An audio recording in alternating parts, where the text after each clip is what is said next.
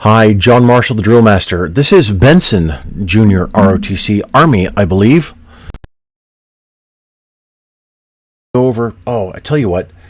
Let me hold on. I'll pause. I'll resize the image for you. Okay, that's better. Now you can see everything. Okay, I just wanted to go briefly mention the soldier here. This is interesting. This is more common in women than it is in men, but I have seen some males with this. So this soldier, her femur bones are rotated in slightly. Might be something to do with the pelvis as well, but they're rotated just slightly so that if she were to stand at attention, her knees actually can overlap the knee joint there. So I've dealt with I forget what the term is, but the common way to talk about it is to say knock-kneed. I've dealt with this several times with cadets that I teach, and it just takes a therapist, a massage therapist, the physical therapist as well, that can get those bones realigned, get the right muscles to work nice and strong, and loosen or relax some other muscles, because she's been dealing with this all of her life. So it can come from when you sit and you splay your feet out, and you kind of look like a W. So if this is your crotch region, then crotchal region, your knees come out, and then your feet come out, and you're sitting flat on the floor like that. If you do that, you are more likely to develop this. So some people already have it when they're born because of whatever reason. But anyway, it's something that is, as far as I know, fixable for many people. And if you don't get it taken care of, then it can cause problems later on. All right, and here we go. So some timing issues there on the entrance, and oh crud.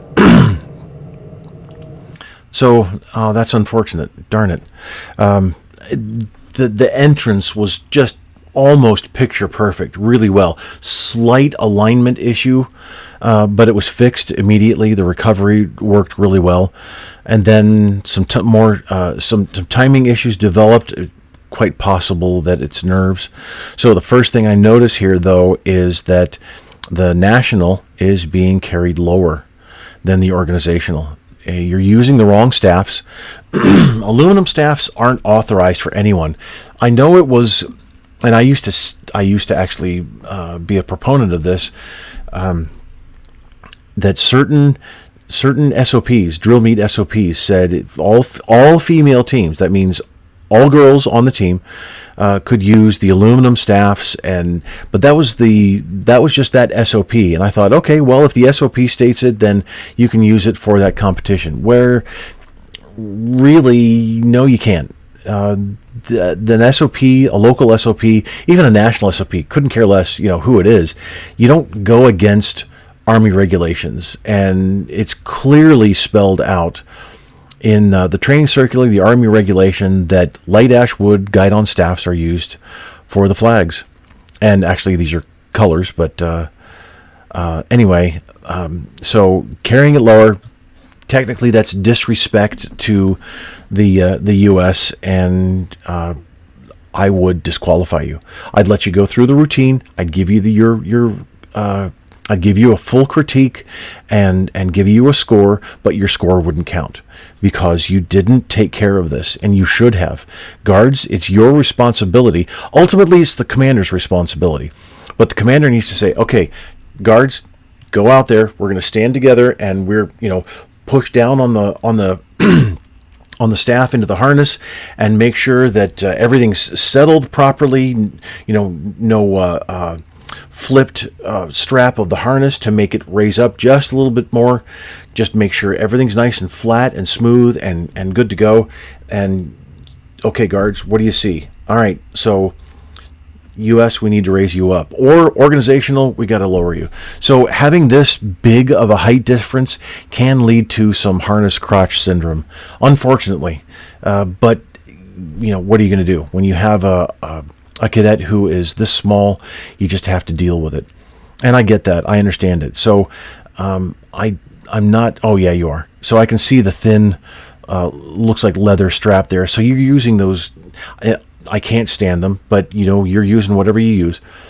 Those plastic cups, the socket that it's called. It's the thin straps are attached to a socket frame that looks like a shield, and then the harness cup comes out kind of like a U shape, and it's plastic, and it's cheap, and I just think it's garbage. Honestly, I don't like them. However, you're using them, so fine.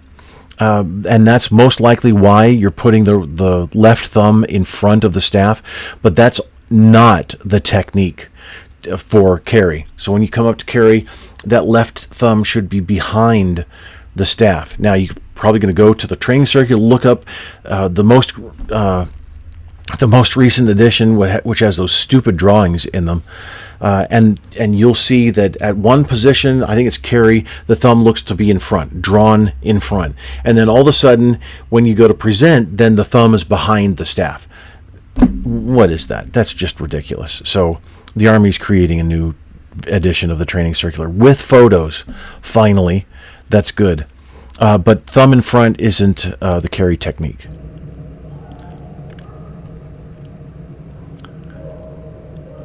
Boy, left guard,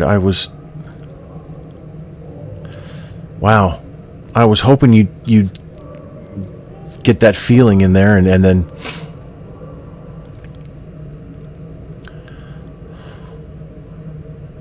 just a tiny timing issue there. Nicely done, though. Nicely done. Face and march out.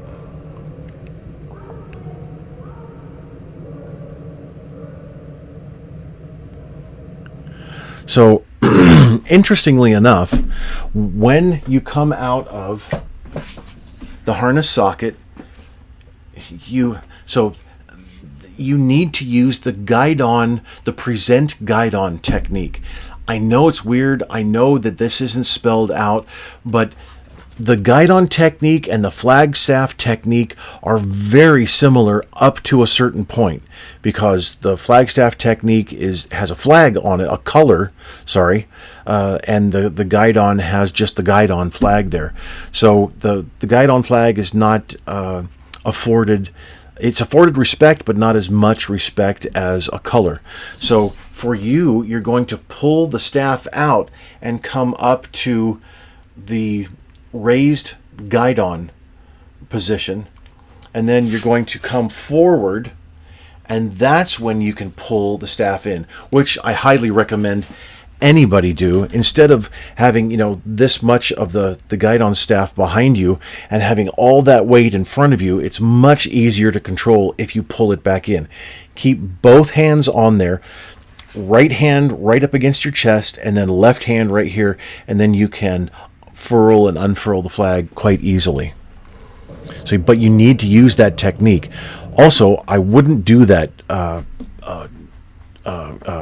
guards. I wouldn't come in and then face. What I would do is come in and stop, bring we'll call it the inside foot here. As you're marching in, you bring your inside foot, which is right foot for left guard, and then left foot for the right guard. You're marching in like this, you bring that foot in and then close like that. And so you'd bring it in and then close so that your feet are at a 45-degree angle. And it eliminates the slight facing movement. We don't perform slight facing movements in the military. They're not necessary, and it just looks, it adds more than is necessary, doesn't look as smooth.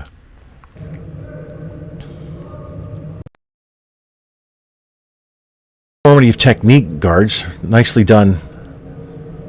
All right, so, okay. So you're just twisting and stopping, twist, stop, twist, stop, and you're just using the left hand for support. I get that, but don't do that, okay? Use both hands. Twist, twist, twist, twist, twist. It's going to be a lot faster. It's going to be a lot smoother, and you'll be able to, and also don't twist, stop, and then raise. Twist, stop, raise. Twist. It also doesn't look good.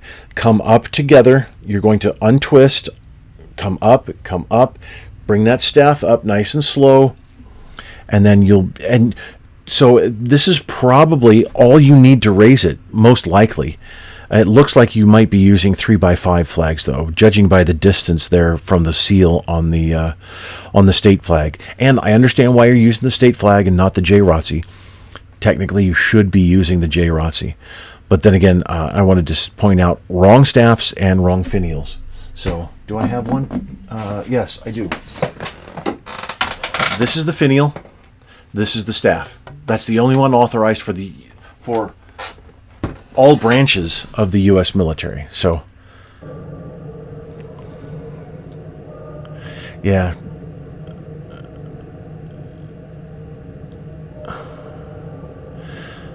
So I wouldn't do that. Oh, and you're bringing it down to order, aren't you? Oh, no, you're not. Okay, good. So after you're finished, what you need to do is, since you have the left in front, right behind, and you have a majority of the staff behind you, what you need to do is bring that right hand back a little bit, and then push the staff down and up. And see what I'm doing. I'm switching my hands here. Bring your left to the harness socket. Don't bring the staff down and then up as if you're going down to order and then up to carry. You're coming from this position to carry. So as you bring the staff up, you're going to push it down and then bring it up with the right. Drop that left to the harness socket. Pop it in there, and you're good to go.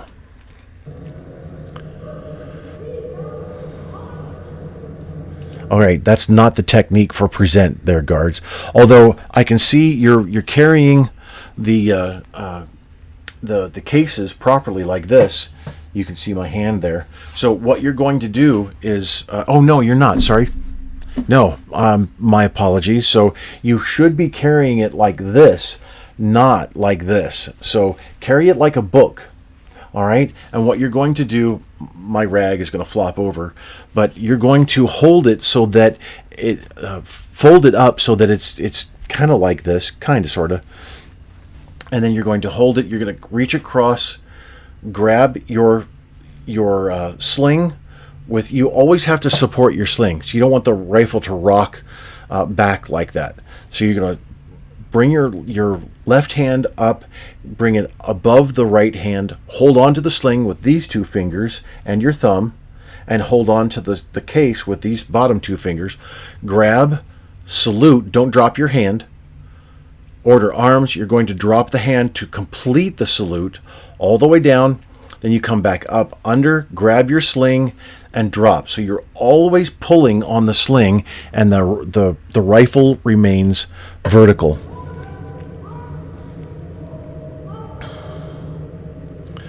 So that right hand needs to be at mouth level, color bearers, not above, and state you're well above there.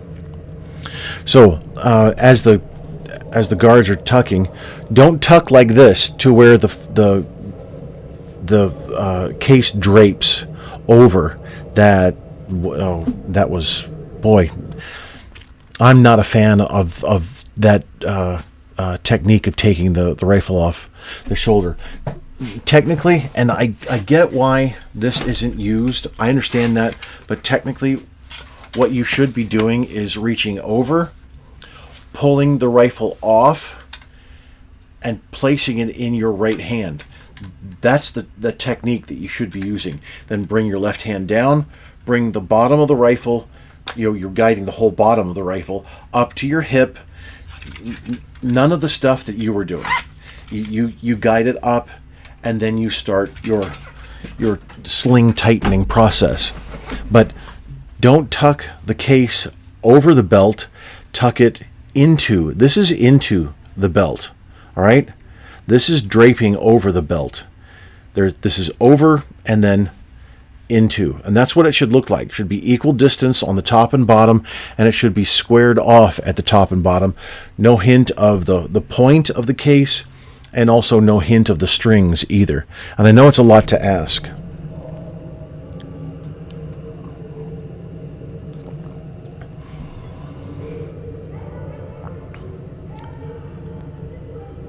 So, Commander, why aren't you saluting? Why didn't you present arms again to report in? When you're reporting, you salute. That's just military standard.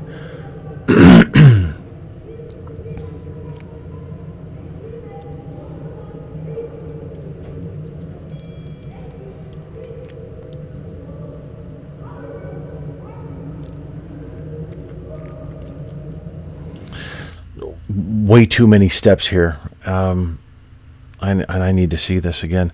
So the video following this is going to be the colors reverse.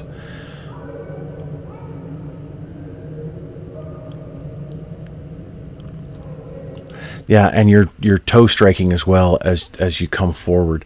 So you're executing flanks and not faces and marching. So a face in march is either a left flank or it's a pivot to the right. It's not a right flank. Right flank is executed on the left foot, but all faces in marching are executed on the ball, the platform, really, the ball of the foot and everything forward, the platform of the right foot in both directions at a 45 or a 90 degree. So it's a series of faces in marching, not flanks like you're doing here. The only one that does a flank is the right rifle guard. So I just want to watch one more time.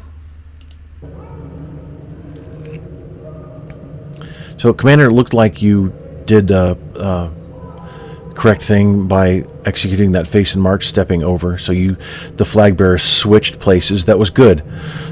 But the video following this that you'll be able to click on is a complete explanation of colors reverse.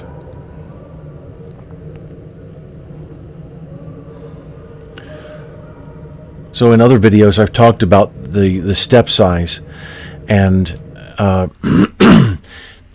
studies were done years ago by the Marine Corps and the Army, especially the Army. The Army did extensive studies for distances and the average man's arm length, the average man's step size, all this stuff.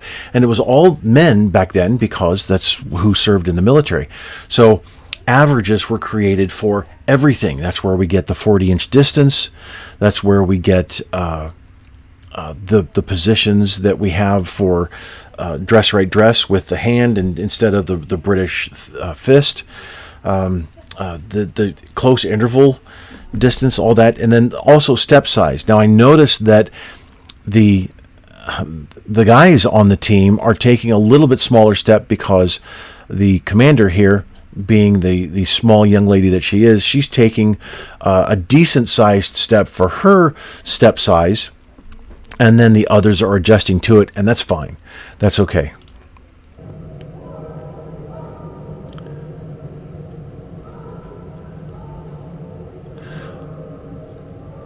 So mark time height is barely.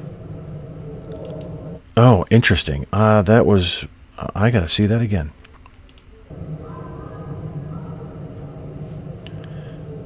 So you can see ankles coming in front of. These three ankles are coming in front of the opposite leg, and his ankle isn't. His is coming straight up. Yeah. More or less straight up. So you three are technically wrong because as you mark time, your foot is supposed to be lifted up, not forward, but up. So that means when we break it down, that means that your ankle is supposed to, if this is your opposite leg, and my thumb is the tip of my thumb is the ankle, your ankle is supposed to travel straight up and down your opposite leg. Okay, so as you mark time, the lift is straight up. You let your foot hang, but the distance that your foot travels up is just minute. The measurements that are used for this is the toe. Well, actually, the Army says the foot comes up 2 inches. The foot where? My foot is 11.5 inches long. What part of my foot is supposed to come up 2 inches? So we can see that when you let the foot naturally hang, that the toe is probably what the Army meant for that 2 inches. So the toe only comes off the marching surface 2 inches. But that ankle has to travel. So you need to work out. Oh, good. Thank you for not pushing the state flag out. I really appreciate that. You need to work out a more uniform technique so that everybody is synchronized across, going from the carry position to order. And then, Commander, you don't have to come to attention. You should respond to your own command, since you are commander in your formation and not outside. When the commander's outside, commander doesn't respond. When the commander's inside, like colors or the flag detail or the parade staff, then commanders don't respond. Commanders respond because they're inside those formations. So commanders outside the formations, then they don't respond. They just give the commands for the others to respond. No. I was just about to compliment the at least the left guard. His hand stayed here at attention and also stayed there at parade rest. Didn't slide the hand up, and that's good. Just keep the hand at the same position. You just change your grip to fingers extended and joined, hand flared essentially, and then coming out, you just wrap those fingers around. That was good, very good. But don't reach across, color bearers. You're going to lift on the command. The command is going to be carry colors. You're going to lift. Left hand is going to come to the harness socket. Right hand is going to come up. You're going to set the ferrule. You don't have a ferrule because you're using the wrong staffs. Set the ferrule in the harness socket and slide that hand down to in front of the mouth. But don't reach across. Yeah. Not the position that you're supposed to use.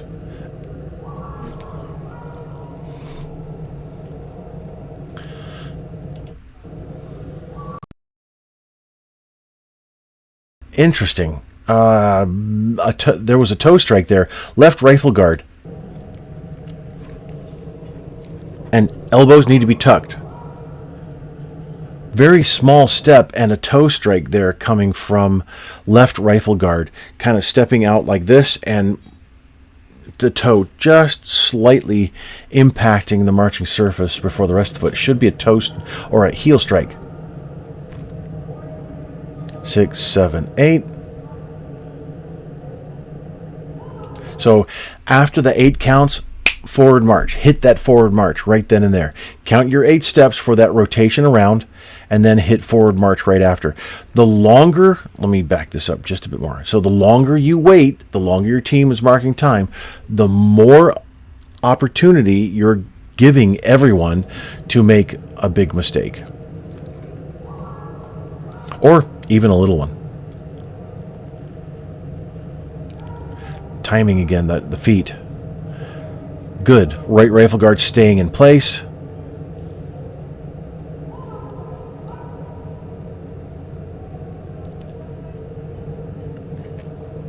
Arm swing looks to be consistent. Not bad. So left guard here kind of trailed a little bit, kind of formed a U shape, just a hair, and then we can see here that the cases were just draped over. So, Commander, you're actually marching in place a couple of steps, then turning again. What you're supposed to do is face in march, bring your feet together, start marching in place and turning at the same time. 6 steps it should be, because the first it'll be 1, 2, 3, 4, 5, 6, and those 6, then you're going to rotate. 6 to 8 steps is really what the whole team should take for the movement.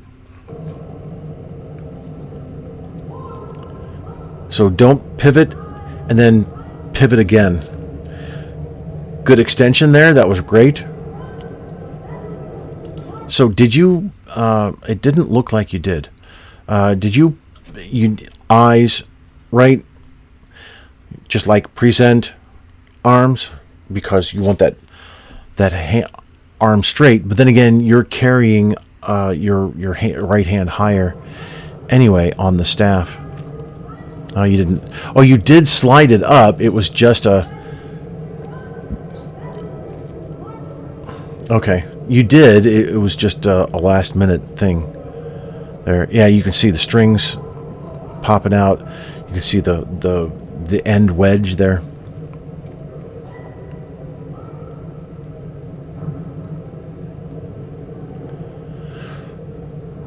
That took a little bit long. Took 10 steps really. And then, yeah, your left wheels are longer than your right wheels. So each should be about 8 steps. 8 steps is fine. You can make it in 6, but it's almost like you're running. Actually, you can probably make it in 4, then you are running. But I would say 8 steps is a good number to concentrate on.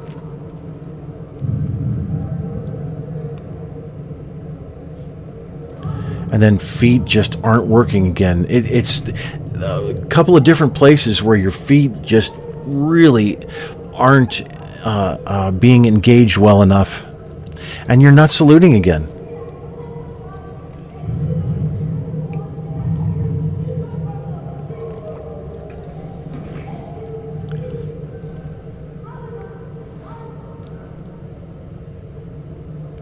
Oh, don't case. Okay.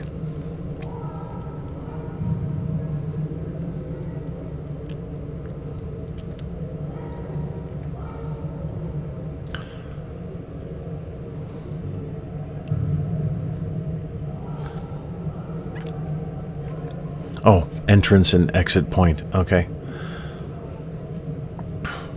So, team, you did well. It's just there are certain areas where the cohesiveness of the team kind of falls apart here and there. And then some techniques that you're using that you shouldn't be. But all around, that was a decent performance, really. Well done. You have the proper equipment as far as flags and rifles. These flags are called colors. But I'll tell you what, I want to go back to when you uncased and had them out there. So they are 3x5 flags. So actually you don't have the correct equipment. You should have 3x4 flags. Now I know that every flag company sells 3x5 because that's the normal flag that everybody carries. That's fine. Every color guard not in the military can carry those. Not a problem at all. You need 3x4 flags.